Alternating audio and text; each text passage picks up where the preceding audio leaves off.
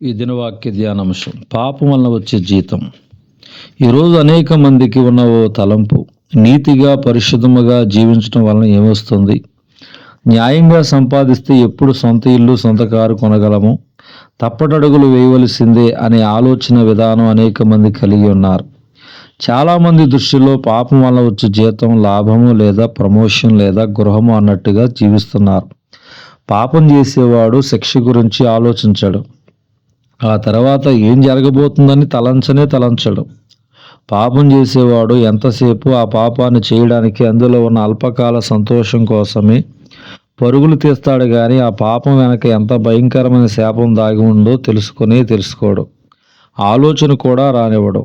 చాలామంది దృష్టిలో పాపం వల్ల వచ్చు జీతం సంతోషం, స్నేహం, మోహం, అల్పకాల పాపభోగం, వస్తువాహనాలు, సిరి సంపదలు, భోగభాగ్యాలు, కానీ దాని వెనక ఉన్న నాశనాన్ని గుర్తించలేకపోతున్నారు. పాపం చేసే ప్రతి వ్యక్తి చుట్టూ తనకు తెలియకుండానే ప్రమాదం పొంచి ఉంటుంది. అతని చుట్టూ మరణం సంచరిస్తూ ఉంటుంది. సరైన సమయం కోసం ఎదురు చూసి కాటేస్తుంది. ఆ పాపంలోనే మరణిస్తే అది నరకానికి ఈడ్చుకుని వెళుతుంది. జాగ్రత్త సహోదరి సహోదరుడా, పాపం వల్ల నీవు గృహాన్ని కొనుక్కున్నా, జీతం పెరిగినా దాని వెనక శాపం, మరణం దాగి ఉందనే సత్యం మర్చిపోవద్దు. మనుషులు పాపం వల్ల ప్రయోజనాలు పొందుకునే ప్రయత్నం చేస్తున్నారు కానీ బైబిల్ ఖచ్చితంగా ఖండిస్తుంది. పాపం వల్ల వచ్చే జీతము మరణమని. రోమాపత్రిక 6:23.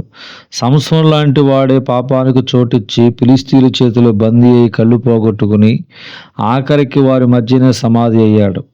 ఈ సత్యాన్ని గ్రహించిన నీవు కనీసం ఈ రోజు నుండైనా పాపం చేయడానికి పరుగులు తీయకుండా, పాపిష్టి సంపాదనకు తావివ్వకుండా ప్రభువు వాక్యానుసారంగా యథార్థముగా జీవిస్తే ఎంత బాగుంటుందో ఒకసారి ఆలోచించు. పాపం చేయడానికి పరుగులు తీస్తున్నారా? మీ వెనక రోగం, ప్రమాదం, కష్టం, నష్టం, మరణం దాగి ఉన్నాయనే సత్యం మర్చిపోవద్దు. అన్యాయం చేత కలిగిన గొప్ప ఉచ్చుబడి కంటే నీతితో కూడిన కొంచెమే శ్రేష్టమని సామెతల గ్రంథము 16:8 చెప్పబడుతుంది. దేవుడి దినవాక్య ధ్యానం. దేవుడి దీవెన.